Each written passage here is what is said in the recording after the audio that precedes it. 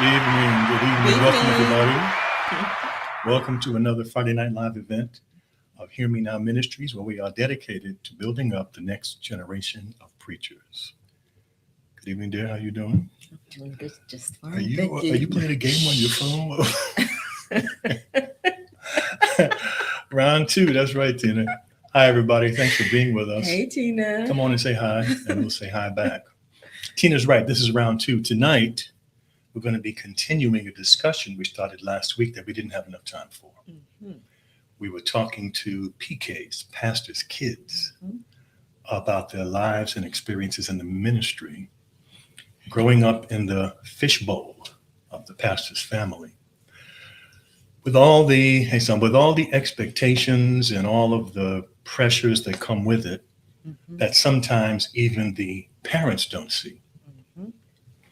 And so our hope tonight is that church members would get a better idea of what the pastor family experience is like, take it into consideration. And also that pastors and their spouses will get an idea of some of the things that children might be going through that they're not even aware of. Hey, Richard, how you Mhm. doing? Hey, Richard.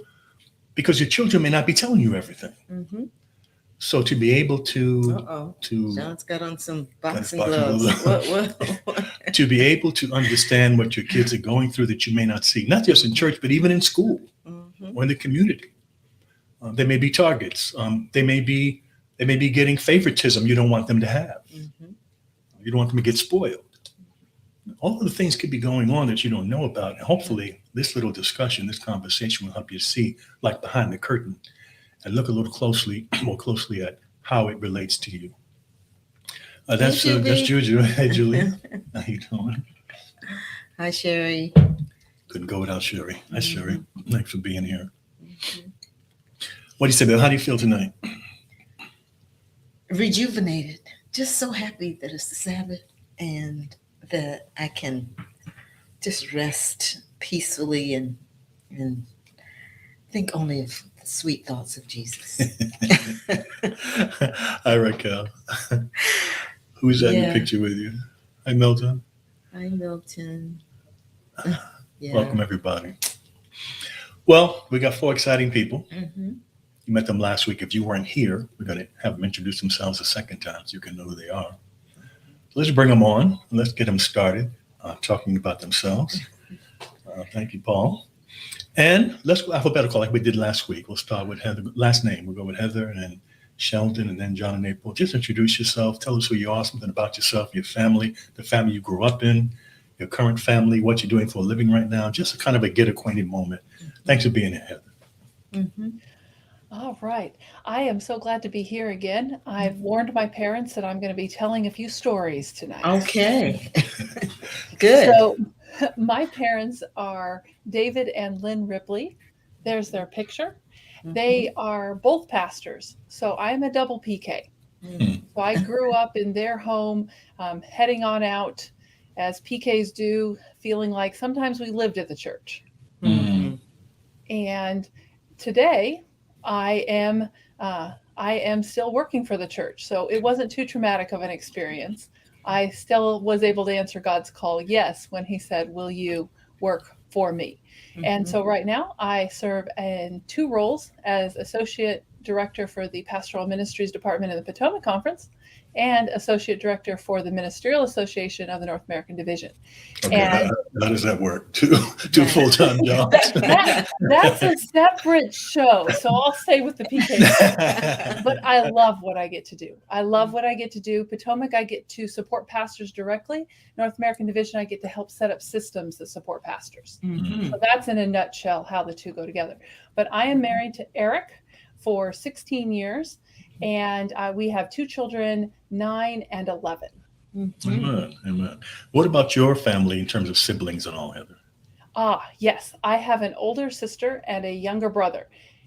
And my sister is already on with us, so she will make sure that my stories are accurate. Good. Thank you, Heather. Thank you. Sheldon, what about you? Tell us about yourself a little bit. Well, hello again. Hey, Let's see. How did I say this last time? Ah, yes. I am Sheldon Kennedy. I am the third son of Doctors D. Robert and S. June Kennedy. Um, and I always like to tell everybody that I am their favorite son. It is unequivocally true. It's, you know, yeah. So no, I am their third son. Um, I have been married for 16 fantastic years to Elaine Kennedy. We have two boys, Darius, who's 13, and we have Cameron, who is 8 going 9 in a couple weeks. Yeah. And what do I do for a living? I saved many souls by not going into ministry. So I did the reverse thing. But truthfully, I work with churches to help in certain areas such as media and audiovisual areas. Okay, excellent. So you have your own business. One of many. Okay. So my family laughs at me because they're like, "Boy, you're really Jamaican, man. You have how many jobs?" How many jobs? One job. No, I have more than one job. I have 5, 6. Yeah, I legitimately have a lot of jobs. But yeah. Okay, thanks, Sheldon. That's Yeah. funny. John and April, come on. Which one of you is first? Okay. I am April Nixon, and I am the last born of Bernard and Ruth Mendinghall. My father was the president of South Atlantic for many years. My mother was a teacher at the Berean School there in Atlanta. And I married a pastor, didn't run away from marrying a pastor, because I feel my parents really showed that there was fun in ministry. I didn't see it as a negative. So when John told me he was changing to a theology major, I did not dump him right away. Right away. Like you thought I would. So he wasn't a field major when you started dating. He was doing what? He was studying what? He was studying biology. I think it was studying And psychology. no, he was studying psychology by the time, yeah. But Mm. he changed to theology his junior year. So he thought I wasn't going to like that, but I was happy. I didn't see that as a problem. And I say that because my parents, I think they showed me that ministry can be fun, and it doesn't have to be a negative, So I didn't So you're run away from that. raising PKs like Heather is. Who are your PKs? John and Julia. John is 17. Julia is 15. Mhm. So yes, we have 2 wonderful children. I should have them on and see if they verify that statement. Julie was upset you didn't have her on though, Right. as a Is PK. that- Oh, wow. So I'll do a next generation PK some other time. That would be good. But, John? So I'm John Nixon. My parents are John and Giovanna Nixon, who are in the upper right-hand corner of the screen, and of course now on the big part. Big part. Yeah, I married April, who was a pastor's kid too. And one of the advantages of marrying a pastor's kid, there were several conversations we didn't have to have. We just automatically knew what certain things were like at church and things like that. What did Julia say? I didn't Yes, see I was very He's offended. doing Granddaddy. Oh, that's funny. So anyway, she told about everything else. I've got 2 siblings. I'm the oldest of 3. So Paul is 17 months younger than me. He's producing the show right now. And Claire is 5.5 years younger than me. That's our sister. I think that's Oh yes, and I have an older sister who's 5 years older than me. So Any of them on tonight? I know Heather said her sister's on. Anybody else? Sheldon, I anybody don't know. from your family? Let me see. I don't think Let so. me check right now. Hold on. Yeah, we gotta text them and We'll make them text get them on. and see. Yeah, for sure. Okay. Well, last week we heard quite a bit about your life and experiences growing up. Tonight we want to hear, I don't have anything to ask you about tonight, no statistics, anything like that. But Claire doesn't want. But so tonight I just want to hear your stories. So what I've asked you to think about is a kind of up and down kind of thing. Hey, Nolan. Sort of like maybe you're one of your low points as a PK, and then maybe a high point as a PK, just to give us a little insight into what your life was like. I like to end on a positive note. So let's start with the Hey, low Mariana. points and then go to the high points. I don't know. Do you want to do? Well, Hi, Marion. Do you? Go ahead, buddy. last week was very, very. When I left the show, I felt like, wow, this feels like the ministry is so positive and so everything is so great, you know.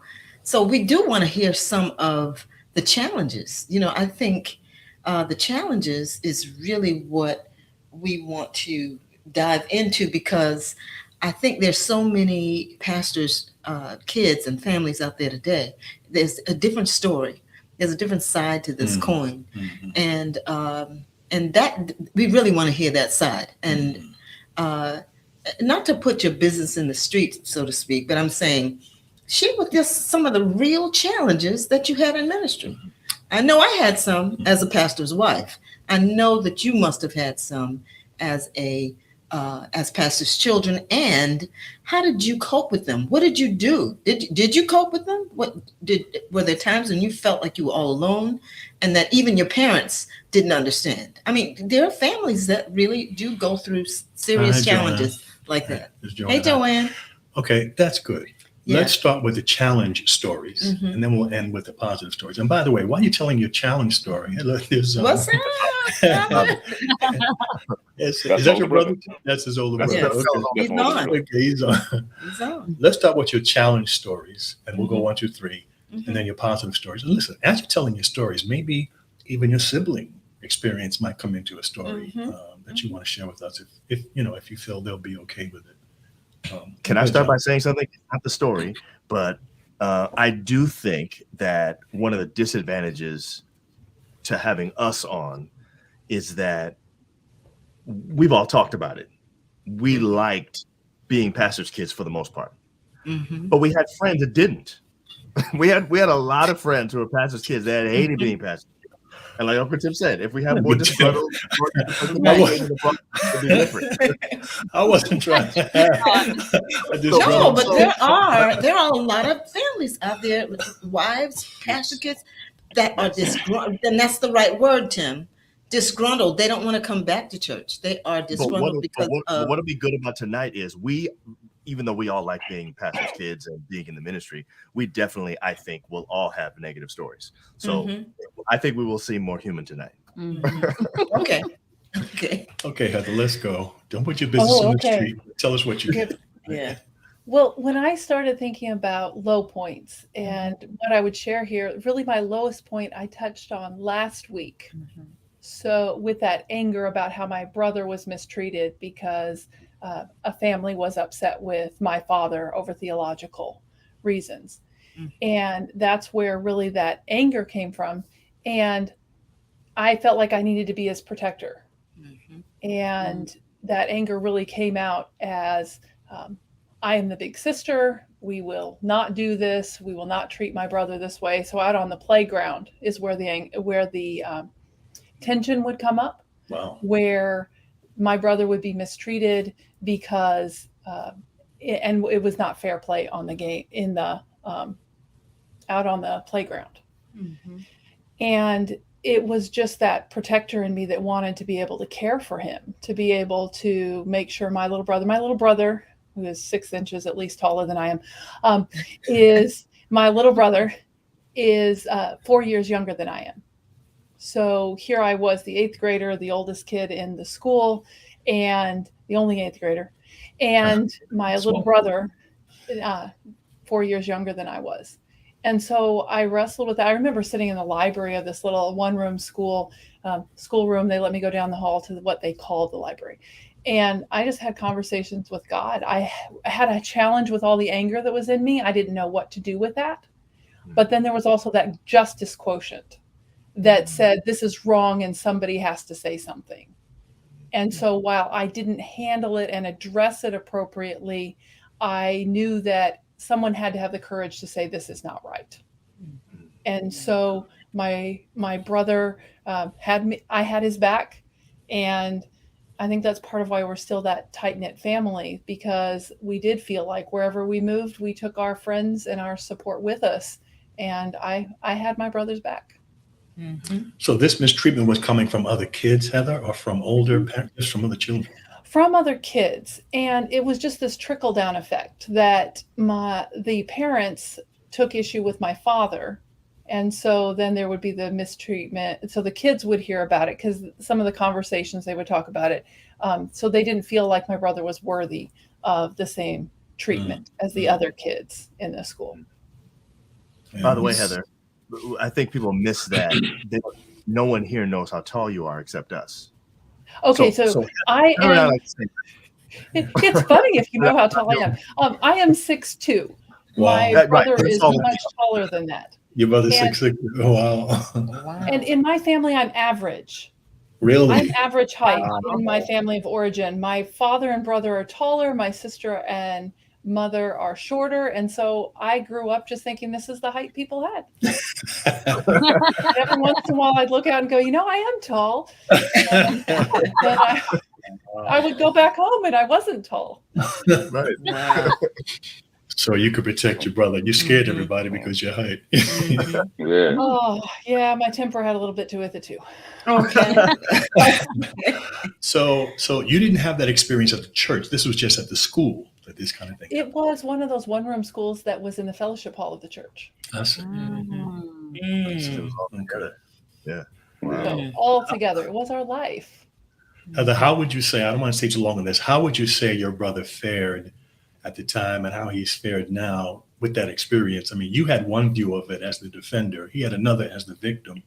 How do you think he dealt with it and handled it? Ooh, we haven't really had conversations about it because I didn't really want to go back to that anger. We Okay. kind of, not too long after that, the theological issues died down. And so my father felt comfortable taking a call to go elsewhere. He wasn't going to leave until he'd addressed that so that the church would be healthier when he left rather than leaving it at that kind of a point. Mhm. So, I mean, my brother and I have had conversations about my temper before, since then, not before, since then. But we've never had the conversation about that day that is in my head that I'm picturing even as I say this, playing capture the flag. He's in jail and the kids are just not doing right. Wow. Mhm. Well, that's a great story. You know what? Wow. I want to talk to your dad one of these days. Maybe I'll have him on the show about not leaving the church till he set the theology right, and then rather than That's getting out of Dodge while Yeah. while the Right. hunt is going on. Mhm. I appreciate that. But anyway, thanks for sharing that. Mhm. Sheldon, sure. what? Macy, Here's huh? Macy. Finally, you Oh, Macy. finally Yeah, got it. Macy. Yeah, I mean, it's only been like 6 months, but anyway. Took it that long to figure out a computer or how to plug it Honey, in. leave Macy that alone. Who's Macy. happened to your Thank- friend? My goodness. Thanks. I'm telling you. Sheldon, what can you share? I just want to address a couple things. So, Heather, I really appreciate that on computer we are the same exact size. That's a Yeah. that's a fantastic thing. You're 6'2", I'm 5'5", but everybody else has no idea. But anyway, so when you started talking about people with different theologies, again about your father, I just remember as a child some of those things where you would hear people saying things about your parents, and it would get underneath your skin. But that wasn't my low point. And hindsight is everything, and I realized that my parents did the best that they could. But I realized that the anger that was within me was because I didn't feel like I was a part of the conversation in moving. Right. Wow. So and I alluded to the fact that we moved to Canada and what that did to me mentally, but I vividly remember we only stayed up in the Toronto area. No, I'll tell you exactly where it was. I don't know. It's Oshawa, Canada. Right. Oshawa, Canada is where Kingsway College, which is actually the high school out the Adventist high school, but that's where the Canadian Union was, and that's where we went. And I remember my dad had got the call to go to AUC in Massachusetts. We had only been in Canada for about like we're coming up on a year. And I remember I didn't want to be there anyway, but I'd rather us go back to New York. I did not want to. There was only two options in my heart: either we going back to Jamaica or we going back to New York. Mind you, I left Jamaica when I was a little baby, so I did not have like a clear picture of the place.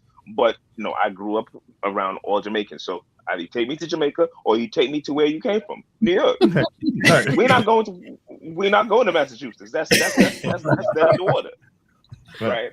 But so I remember having we're at a concert in Toronto, and my cousins start bothering me and say, "Yo, have fun in Massachusetts. Have fun in Massachusetts." And they kept on saying it. And at that point, I blew up. I literally blew up at them, and it was like, real talk. It was probably the most evil spirit came over me. I wanted to fight right then and there. These are my family. I literally was fighting right there in the middle of anybody that's from Toronto, CN Tower. Yeah, CN Tower. So there's like a concert hall around there. I'm in there angry. And my dad's telling me, "Sheldon, stop. Sheldon, stop. Sheldon." He's saying this to me, and I just wouldn't stop. I was that angry. But I realized, because I wasn't necessarily enjoying the process, knowing, we just left New York. We're up in this place that I hate. Why are we moving again to a place that I have no clue who's going to be there? I don't know anybody out there. Right. There was some other stuff that was going through my head at the time, but I didn't. Take me to New York. Why are you doing this to me? Why are you doing this to me? So I think that was a low point for me, because I was a kid, and I felt I was already ripped away from what was my safe space. Now, mind you, all the traveling is cool, but still part of it is you're still being ripped away from your safe space, and you don't necessarily have a say in it. Now, mind you, being a parent, you don't necessarily ask a 13-year-old, "Hey, where you want to move to next?" No, that's not the conversation, right? So, that was low. That's interesting. What year was it, Sheldon, if you know? You moved the year before us, Sheldon. You were there in 91, and we came in 92? 91, 92, yeah. 92.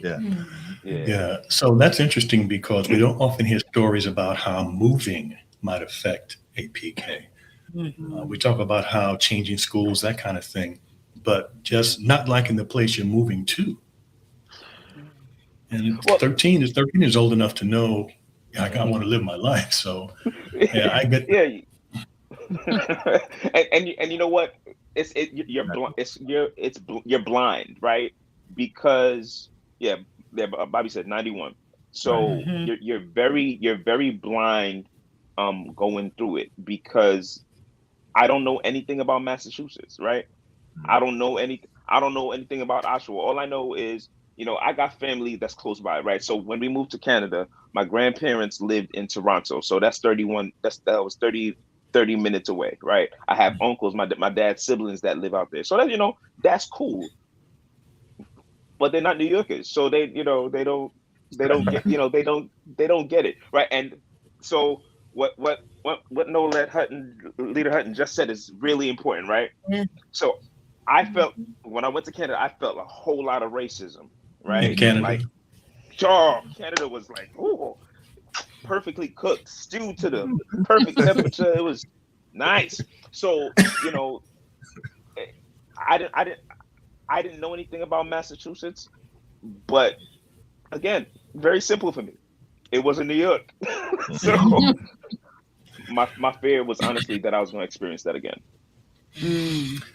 Thanks for sharing. April, John, you've got stories too. What do you want to say? I'm looking at the time, but we're okay with time. Mine's about moving too, actually. So most of the moves were fine, but there was one move in particular that, of course, you and Mom and Dad, you guys know about this one. We moved to New York the second time, but this time we moved in the middle of a school year, and there were a lot of things about that move that I still remember. I think I was 9. I might have been 8, because when we moved to California right after that, I was 9.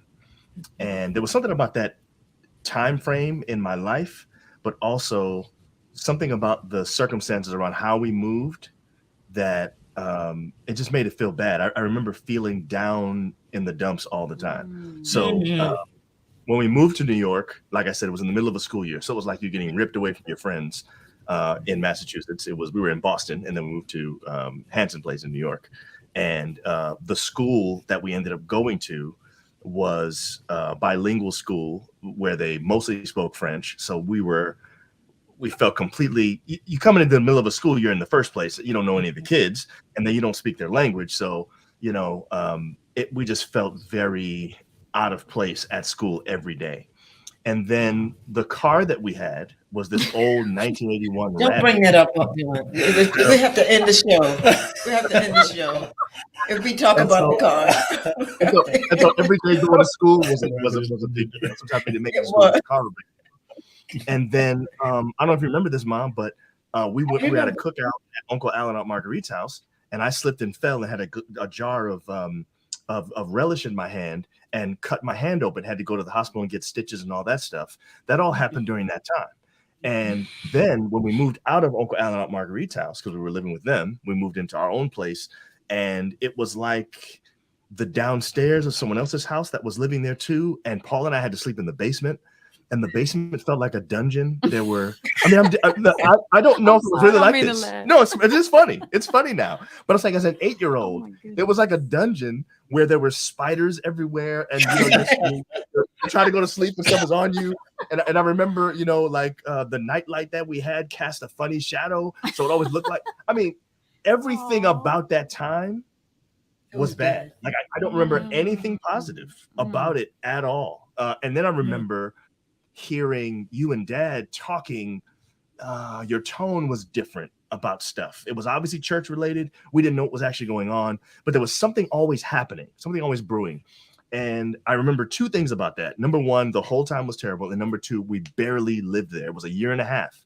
And I remember when we finally got to leave, how happy I was that we were leaving. I didn't care where we went. And I was glad that we ended up being in California. It was great. Those 5 years were wonderful. The school, San Gabriel Academy, was amazing. It was like everything that was negative about being in New York that second time was flipped and was positive, sort of in a it almost felt like God was rewarding us for our faithfulness or something. Like you go through this suffering and now I'm going to reward you. It was kind of like that. So anyway, it was great. Everything about the next move was great, but that was, I would say, the low point of what I look back on as my being a pastor's kid. I'll tell you the whole story one day. One day. I won't tell it on this show. Yeah, housing was a part I'll of tell it. you. Anyway, Yeah. Mom got sick and everything. It was a mess. I forgot about that. Mom's gallbladder. I forgot. I came in on you. So my mom's gallbladder I didn't ruptured realize it happened during that. in May. Everything that could happen happened 3 of in that you got May. the chicken pox. All 3 of you got the chicken pox. Chicken pox there. I forgot about that. We got the chicken pox there too. Literally every bed. It was like we were a joke. You know what I'm saying? That's what it was like. So mom, I go into the room and Mom's on the floor writhing in pain, and her face looks jaundiced. I didn't know what that was at the time, but she looked weird. She looked yellow. Mm-hmm. Dad had gone out of town for something, and Mom's gallbladder ruptured. In California. Say it That's again, where Mom? he was. Dad was in That's right. California. That's right. He was already in California looking for housing. Yeah. Wow. So anyway, everything that could have, it almost felt like I said, it felt like God said, "Consider my servant John Nixon Sr." You know what I'm saying? And then everything just started happening. It was bad. Goodness. Now, April, your story is not going to be a moving story because you really didn't move. What are you Right. going to And share? when I hear about this, I'm so glad that I did. When I hear these stories, it's like, thank you, Lord. But what I dealt with, I'm just gonna kind of piggyback on what I said before, and then I'm going to add something to it. So before I was saying, the last time I talked about how people treated me differently because of some things that I didn't know about. that they may have been upset about. Heather, kind of like you were saying, things that went on in the church or in the conference that you didn't know about. But after 5th grade, I felt like from 6th grade all the way until, man, even when I went to Pine Forge, I had teachers treating me differently. And I feel like the Lord has always given me this ability to, like this instinct to know that, like, there's a reason why this person is treating me. Like, I'm being treated differently for a reason. Like, I can feel that. I couldn't explain it, but I could feel that. So, there were certain teachers that I couldn't understand why they were treating me a certain way. When I was doing my work, I was respectful. So couldn't understand what it was. And my mom actually had to go speak to a teacher my freshman year. And that teacher responded like, "Oh, I didn't realize." And then after that, it was fine. And even at Pine Forge, and a teacher was treating me as if I didn't even have her class. And I could not understand. And I found out later, some teachers, it was, like my sister was there and they had issues with her or something like that. Like it was just always something I didn't know about, but I was being mistreated for whatever reason. And it was hard as a kid when an adult is treating you like this, So again, my mom spoke with that teacher who I didn't even have as a teacher. And she took me out to lunch and apologized, and that was it. Obviously it wasn't me. And another thing that I want to bring up that this is really the low point for me, and that is people treating me a certain way that's negative until they find out I'm a pastor's kid. I mean, I get so angry when that happens. There was one particular incident where my sister came to a church and they were very rude to her when she was trying to go in to sit down. She didn't realize that it wasn't time for her to go in the church. Sometimes you don't know and you open the door and then they snatch it back as if you knew that you weren't supposed to go in. Well, that's what they did to her. And she was trying to find a seat. She was like, "Okay, I'm sorry." They were rude, said something to her that was not very nice. And then Kim's on now. Yes. Remember that, Kim? And then my parents walked in and she went over by them and hugged and saw. And then the lady came out and said, "Oh, you are the Mendinghall's daughter? I didn't realize that." And then sat us down, was so kind. And it just makes you angry because it's like, why couldn't you treat us with respect without knowing that? And that happened a lot of times as kids, especially when we go visit churches and we would be without our parents and not knowing that we were a part of the pastor's family, the sin of partiality. Exactly. So I think that was always my low point. The way I was treated in school by certain teachers and being treated differently when people do not know that that happens now with being pastor. That's so annoying. I guess she's getting that. Yes, our kids have experienced that as well. This isn't genuine either. It's not. They're just being kind. They found out who you are. So not even that's real. Right. Your natural response was what you gave me at first. That's what you really think about. Right. And then when you find out that I'm a pastor's kid, now you want to switch it up. But you just showed us how you really feel. Okay, I'm depressed now. I'm depressed. What's Kim saying, babe? April and I this is April's sister. Okay. Everybody. April and I didn't have to experience a lot of moving, but I remember always being looked at for everything I did. It was always, remember your name, remember who you are. And I hated that because I felt I had to live for people because they were watching. When I moved to Boston, it felt so good because no one knew who I was. And I felt like my own person before I left, like Mendinghall's daughter, not Kim. Yeah, that resonates with my heart. I remember picking a college states away from my parents. So instead of being David and Lynn's daughter, I'd be Heather. Right. Wow. Man. And so I went. Yeah. And nobody knew you, or did somebody end up knowing you there? They didn't know me. I was actually just Heather. That's great. And yeah, it was a gift for a while. That's how I ended up in Maryland, kind of, sort of. Oh, that's true. We moved to as soon as Paul got into college, we got a call to Oakwood. And we actually called you guys and to ask you, what do you all think about us coming to Oakwood? You finally getting away and going on your own and all that. And both of you said, I don't know if you were being, I mean, you said, oh, come, you'll be happy. That'll be great. Yeah, well, But I see Paul wasn't too happy with that. anyway, let's get the upside stories. Let's hear something happy now. What's Robert Remember, saying? yep, that whole, remember you're You're not Pastor supposed to Kennedy's do that. son. You're not supposed to do that. You're not supposed to.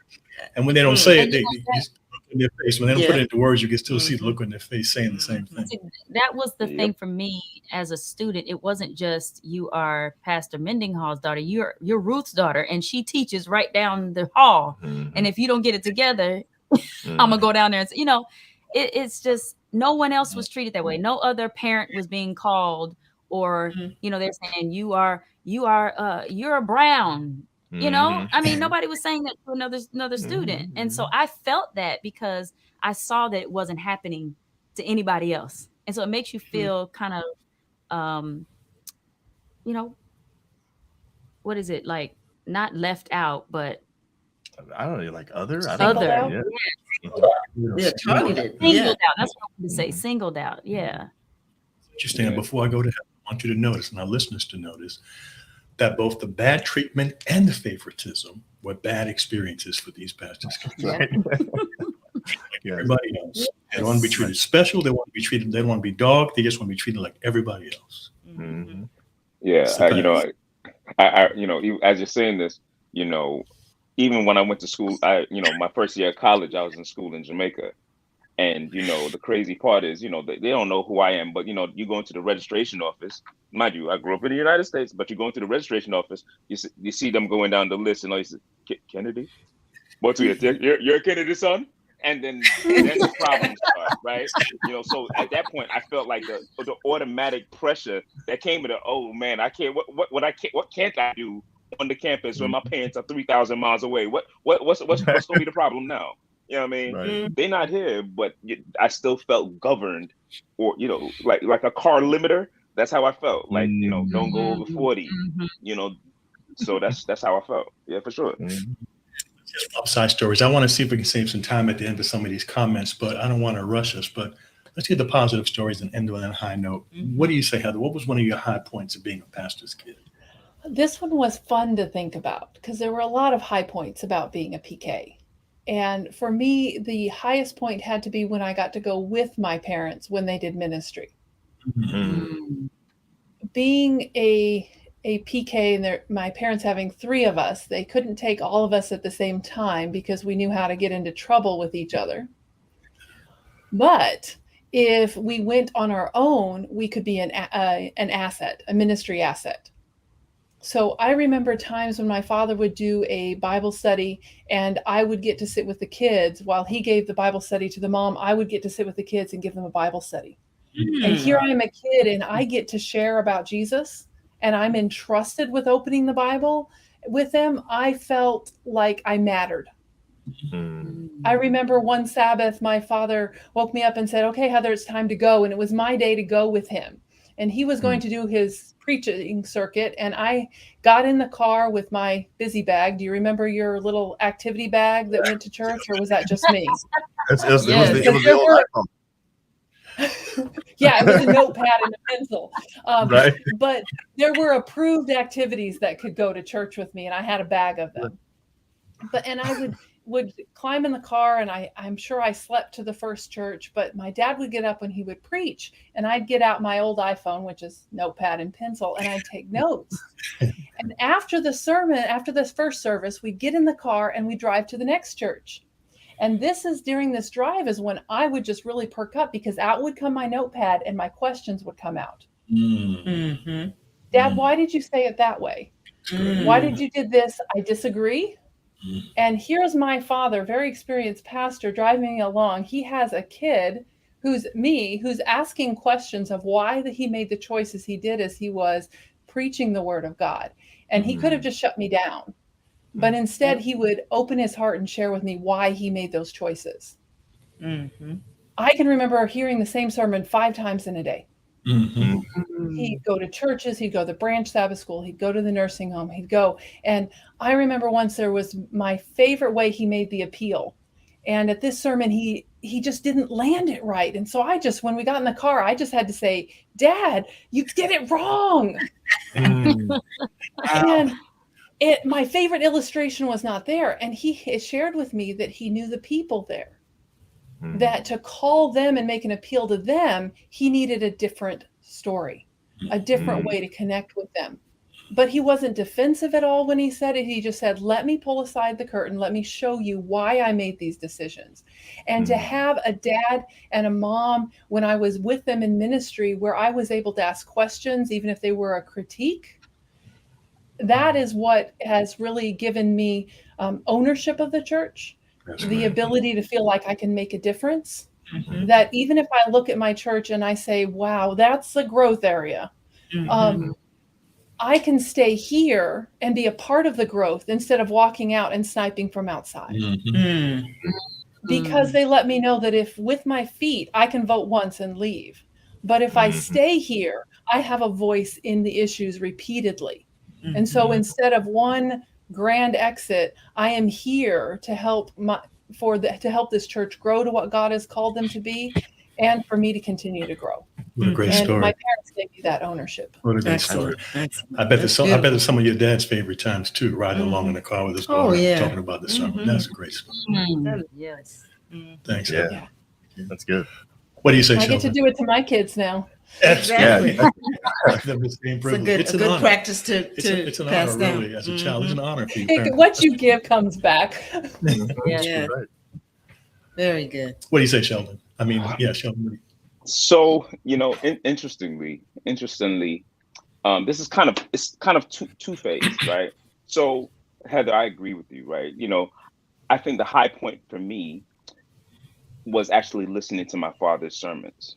Mm. I could one of the sermons that he preached had to be in the 80s that I will never forget. Fools rush in where angels fear to tread. And I'm about to be 44 at the end of this month, and I remember that till this very day, right?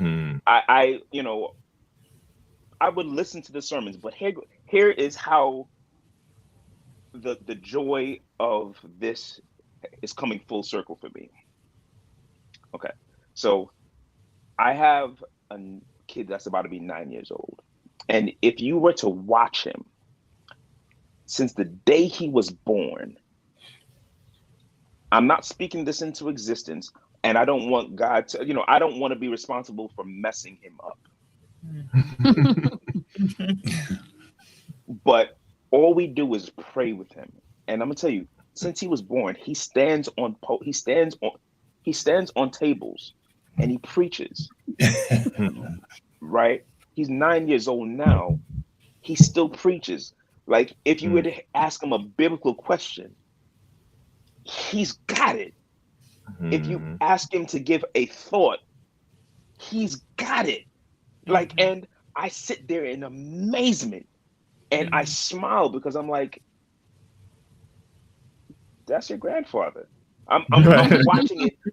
It jumped over me intentionally, right? The Lord was like, Skip Sheldon, he's not the one. I find that next one. Go a little deeper, Jesus. But real talk. So the real part of it for me was the other day. My wife and I had the great pleasure of sending our children with my parents to Jamaica for 3 weeks. When he came back, my dad preached at a church, and Cameron went up to my dad after one of his sermons, and he said, "Grandpa, how come you don't preach like that in the States?" That's how you're supposed to preach. That's how you're supposed to preach. Wow. And so the high point for me right now is I'm watching this, and I don't know what to do with it, but my prayer is that I don't mess it up. That's my prayer, because I know that I'm not speaking it into existence. I don't know what God has for either of my children, but I'm grateful to have somebody such as my father, and who can help guide a lot of this process, because I don't know what to do with it. So I just have somebody that I can look at for guidance and direction What a great when it story comes to to think about. stuff like Mhm. that. So you're attributing your son's success and his light and everything in his life back to really his Yeah. grandfather, your father growing up at the PK. Even when He's saying because it can't possibly be him. there's no way it's me, right? So, and here goes the thing. So, I've been watching it for a long time. Where anytime we go to church, he watches pastors, right? He watches every single pastor. He knows what you're gonna do. This is what he does, right? He sits there and he analyzes what you're gonna do, and he got his little meter. But I know he watches my father. I know he does. And I just know he watches pastors. Again, I'm just grateful just for that relationship. So I'm grateful for the relationship that is there. Yeah, these uplifting stories, great stories. Amen. What's Ralph saying, baby? Ralph is saying John, Sheldon, Paul, and the other Kennedy boys were blessings to our family when you were in Massachusetts. Yeah. More than you know. Yeah. Yeah. Oh, by the way, Great I just time. want to jump in on that just real quick. Uncle Ralph, right? So the reason why my son's name is Cameron was because of Uncle Ralph's son. Wow. Yep. Wow. Uncle Ralph's son, Right. Cameron. Yes. Uncle Ralph's son Cameron is why my Yes. son's name Cameron. Wow. Just that's how much the love is. Yes. Yeah. So Massachusetts turned out to be okay, even though you didn't know what you were getting into. It turned out to be It all was all right. right. It was like it was life changing. Yeah. Come on, John. What do life-changing. you guys Wow. want to share with There you us? I'll go. Okay, man. My high point was being able to hear my father speak as well, Sheldon. Mhm. I did not. My pastor was Walter Pearson growing up, and Richard Long. So I did not. My father was not my church pastor. So being able to travel with him to churches and hear him preach, and my dad is such a great preacher.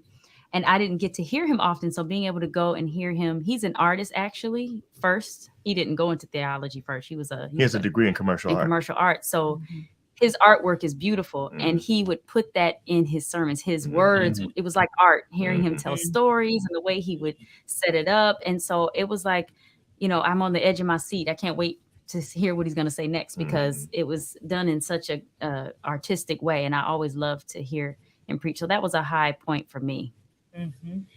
It's interesting because you didn't hear him all the time. You didn't take it for granted. Right. So that's great. That's great. So it's always nice. My high point came in the move after the low point, and that was in California when Dad was pastoring at Pacoima. There were two things that happened there that were a big deal.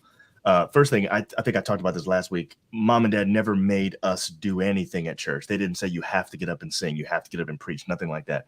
So that was great. But there was always this sort of invitation. It was almost implied.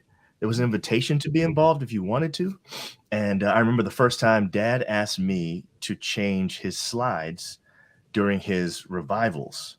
That was a big deal because back then, you didn't have a clicker that could actually be in your hand. In the middle of the thing, and the cord was mad short. So I was sitting behind the projector, and Dad had this little pen light that everything's black, and he would press the pen light so that I would know when to change the slides. And after a while, he wouldn't have to press the light anymore. He could press it, but I didn't anticipate it because I knew his cadence. And I could tell when he was ready to go to the next thing. And there were several things I learned from that if you've ever heard me preach before, people say all the time. There's some similarities there. It's because Dad, when I was a kid, started copying me and putting that in. And so we have some similarities there. Anyway, I won't get into that part. But the other high point, Mom, I don't know if you remember this. Something happened and there was no junior Sabbath school teacher. And I don't remember why that happened, but this is both at Pacoima Church. And somehow you got roped into being the junior Sabbath school teacher. Roped in is a good word. Yeah, that's the right word. That's the right word. Somehow you were forced. you were made to do it. And so you were me and Paul's Sabbath school teacher for the first time. Mom, that was hands down the best Sabbath school experience I've ever had in my entire life. What? And part of it, because you already have a way with children, and so you were just good like that. but it was weird because you would have us talking about like stuff like sex and things like that. That would get John every time. You know, I knew it. Becoming a teacher, I had to talk about sex every week. So, you know.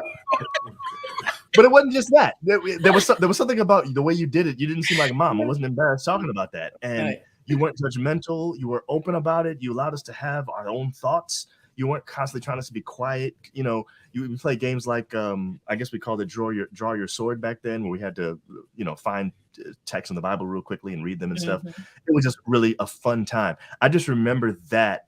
I would say that whole California, we used to go on family vacations to San Diego and San Francisco. It was just, and maybe it's just feels better than it was because it was right after the Job experience. I don't know. But that was the high time for me. And to me, that made it so that the other part was kind of not as bad as it You brought this up last time, and part of it was that was the first time we had a small church. Right. And that really made a difference to our family, not to have that big responsibility. So that was part of it too. Hey, thanks for sharing that. I see a lot of comments I want to get up and see. You might want to respond to some. And Paul, why don't you pick and show us some? Maybe somebody on the panel might want to respond to a comment or elaborate. Here's Rose. Rose said, I really believe that it's important for the members to pray for the pastor and his or her family because we don't know all the issues they face. Many people don't, want me to fill in the blank? Don't pray. Many people don't pray. They don't pray for us. Don't pray for us. They don't know. Many people don't know. Can I add a? I love what Rose just said just now because you know sometimes when pastors are leaving, right? It's interesting to me. You'll see them bring the pastor to the front, and it's all about that one individual. Everybody's taking this journey, right? Yes. It's The whole family. And, you know, I really feel sorry for the wives a lot too because you know it's a pastoral team. You know, if the pastor got to get up at 11 o'clock to go visit a member, guess what? The other person is doing their job on the other side too, whether it's male or female. I just feel like we got to do a better job of recognizing it's a pastoral team, a pastoral family. So, you know, pray for everybody because everybody feels it. Yeah, that's excellent, Sheldon. I love what the young pastors are doing today. I've heard a couple of pastors get introduced here recently, and the things that they're saying up front to the congregation About the family. are real. They're saying my family's first. They're not ashamed to say it. There's no fear there. But you know, in our generation, it was the opposite. We never said it out loud, but it was taken for granted that the church comes first. We didn't But these young pastors today, they're saying, no, I'm not going to let you do that to me. I'm going to love you, but I'm loving my family first. And I think Appropriate boundaries. Appropriate, yes. Boundaries. Appropriate boundaries, which I love. What else you got for us, Paul? Oh, it's Tim again. Go ahead. I'm pastoring in the city, New York City, now where I come in contact with several children of my colleagues and friends that no longer attend the Adventist Church. It is a challenging thing for me. I have dealt with this as a chaplain, with the reality that many of our young adults, when they graduate from college, graduate from the church, and that includes PKs. That's true. We've all seen that, and we know people in that category, and it is a sad thing. We should do a campaign or something, go back and get those PKs. Come on. That's a good idea. PKs for PKs. I love that because there is such a thing as that PK connection. I like that. I see it with my kids. Their closest friends are also PKs because they just get each other. And I can think back some of the, trouble that I got into with PKs were bonded for life. Right. And so, I mean, even some of those PKs are pastors because, we see each other, we pick up where we left off. So yeah, let's do PKs for PKs. PKs, I like PKs that. for PKs. Yes. Got a few more Hey, minutes. listen, any idea that you give Heather, she can actually do something about it because she's, she's in that position. Right. I'll help you do it. I'll help you do it. This is my ministry model. I will be the assistant. I will help you do it. Yeah. What else you got for us, Paul? Okay. Sherry says, I'm sorry you all went through that. I saw the Nixon kids and the Kennedy kids as regular kids. Thanks, Sherry. Can't imagine holding them to a higher expectations. Oh, okay. I was feeling You were in the minority, Mhm. but that was You were in people the like minority. that. People like that will make you feel because you know. But I have found, I don't know if the kids feel the same way, but every church, I don't care how small or how uh, bad the church was, there was always one or two people Yes, that we're took so- us yeah, we under took their them. wing, loved on us unconditionally. You know, there was always one or two. God always put one or two in every single church, every Mhm. church. You That know, was the so we case felt- growing up, and that was the case since we've become pastors and stuff. Now it's Mhm. always like that. There's always at least At one least at one every church family. Yes. where you can feel yourself around, and that's Yes. helpful.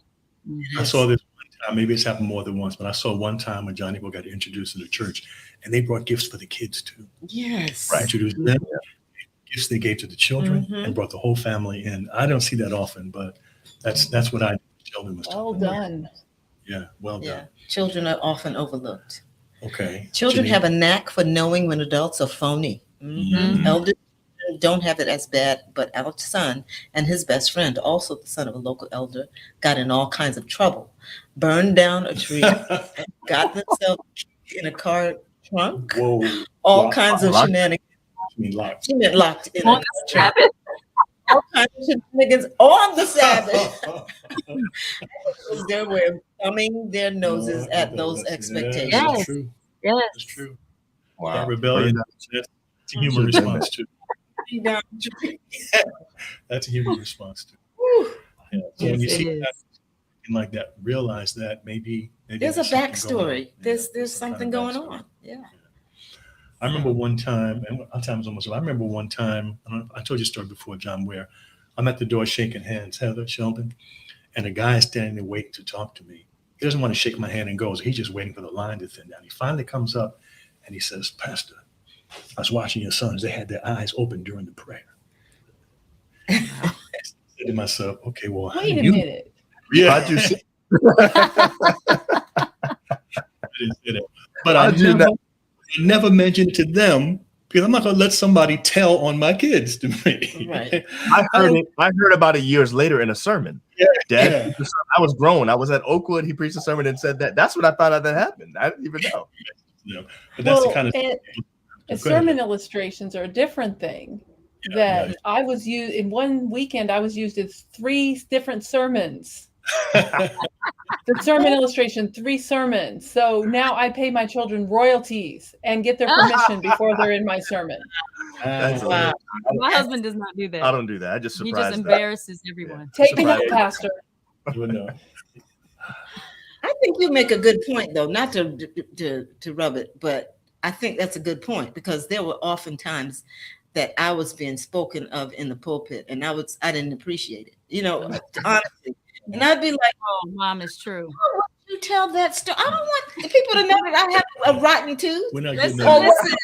listen. Do you know that John did that to me? I was so embarrassed, guys, because Julia was a baby. I was in the bathroom with Julia and heard it over the speaker. See, And I had Okay. to walk back. Pastors, take note. All pastors, protect your spouse and your kids. yes. Those are good- When I those are walked good back illustrations. in, everyone was looking at me, and all I had to say it had to do with earwax, y'all. See? Okay, it was terrible. And do you know that after the sermon, people were not saying, "Oh, that was such a wonderful message." Everyone was saying, "April, no, he didn't." And one of the church members played a joke, and she sent me an earwax cleaner. Mercy, mercy. That wasn't even the point of the story, and it wasn't even earwax. But that's what they got from it. Right, But anyway, And the homiletical principle here, besides appropriate boundaries, is there Right. are times the illustration will eclipse the message, yes, and it didn't work. Exactly. Yeah. yes. Right. He hasn't done that again. No, He learned from that. that was experience. many years ago. That was Hey, more guys. than 10 years ago now. I think Yes, about it. yes. Great. Really appreciate your time, and so you're such a good panel. I and tell you, you this even is compatible with nice. each other. It was Mhm. great. So thank you for Very being here. good. Very good. We didn't get to everybody's question or comment. We never do, but we'll try and look at them during the week. I was trying going through. Julia, Oh, the worst part of being a pastor's kid is going to all the members' houses to Sabbath dinner, especially when they can't That cook. happens. No, really. yeah. You Adult members have tasted their own food. Right. You know that's me, right? That's my comment. Right. Yes. I couldn't let that just slide. Bobby said not everyone should have a cooking license. Listen, I thought the same with the pastor's wife.